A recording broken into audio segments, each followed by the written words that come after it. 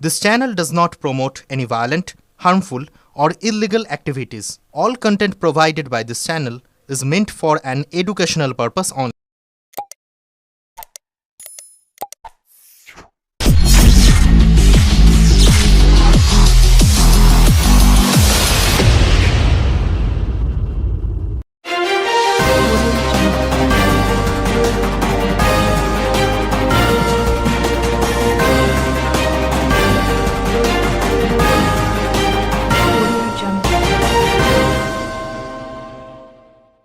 কানাইপুরে বিশেষ চাহিদা সম্পন্ন নাবালিকা ধর্ষণ ও খুনের মামলায় শ্রীরামপুর কক্স আদালতে সওয়াল করলেন কল্যাণ বন্দ্যোপাধ্যায়। পক্সো আদালতের অভিযুক্ত অসীম মজুমদারকে 10 দিন পুলিশ হেফাজতের নির্দেশ দিয়েছেন।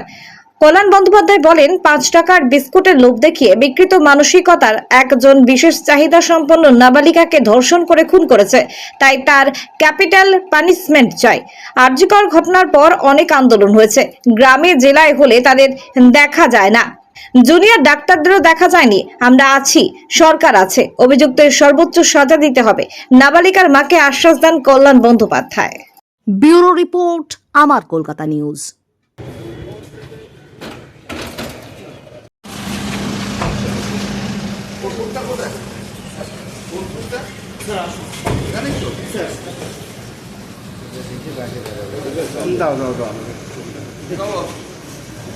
क्या लेवल है तुमने दुकान पे आस्ते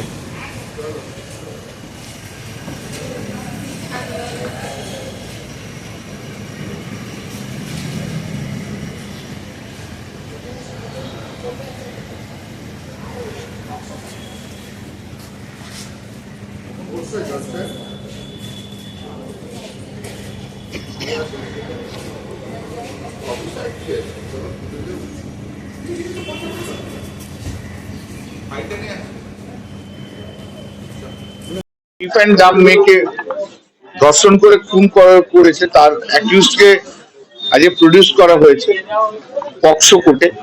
এর আগে আমাদের additional chief judicial magistrate ACGM এর কোর্টে প্রডিউস করা হয়েছিল, তখন 3 দিন পুলিশ রিমান্ড দিয়েছিল। আজকে শ্রীরামপুর পক্সো কোর্ট যেটা, সেখানে প্রডিউস করা হয়েছে।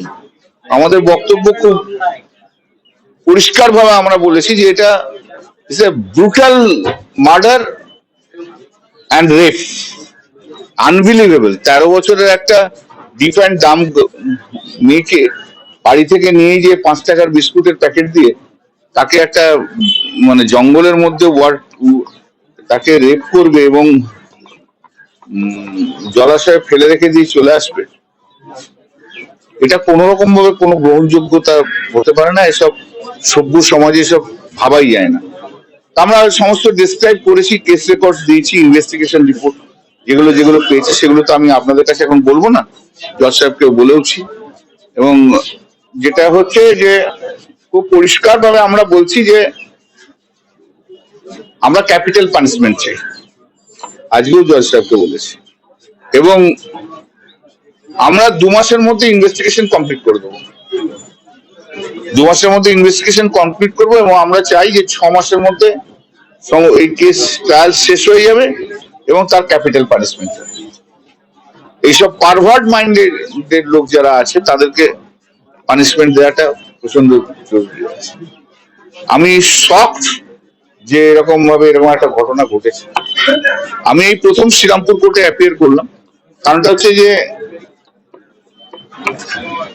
I want to give a message যে শ্রীরামপুর পার্লামেন্টারি কনস্টিটুয়েন্সির মধ্যে কোন মহিলার উপর এইরকম ধরনের অত্যাচার হলে তাকে ছেড়ে কথা বলা হবে না। কোন মহিলার উপর অত্যাচার, নৃশংস অত্যাচার সহ্য করব না। সেক্ষেত্রে আমি স্টেটের হয়ে, ভিকটিমের হয়ে আগামী দিনেও আমি অ্যাপিয়ার করব। এই সমস্ত মানুষরা সভ্য সমাজে বেঁচে থাকার যোগ্য নয় এরা। আমি একটা জিনিসে আশ্চর্য হয়ে যাচ্ছি যে যেহেতু এটা গ্রাম বাংলার মেয়ে, গরিব মানুষ, 13 বছরের ডিফ অ্যান্ড ডাম, যে তার জন্য কলকাতার কোনো সম্ভ্রান্ত মহিলাদের কোনো শব্দ শুনতে পেলাম না। আমি তো তখনও বলেছিলাম যে কলকাতাতে কোনো রেপ হলে তখন এইসব কলকাতার সমস্ত সফিস্টিকেটেড মহিলা, ইন্টেলেকচুয়াল মহিলা রাস্তায় নামে রাত জাগো আন্দোলন করে। আজকে যেন কোনো শব্দ নেই। লড়াইটা কার বিরুদ্ধে? লড়াইটা হচ্ছে বিকৃত মনস্ক পুরুষদের বিরুদ্ধে লড়াই। সেই লড়াইটা করতে হবে। শুধু ওই সিনেমা চালানোর জন্য এসে নাটক করলে হয় না। কোথায় একটা শব্দ নেই, একটা শব্দ নেই। এর আগে বলেছিল না আরজি করে ওই ডক্টররা যেখানে ঘটনা ঘটবে সেখানে যাবো, কোথায়? এখানে এসছে কোথায়? ওরা তো এখন সব নিজেদের পোস্টিং নিয়ে ব্যস্ত।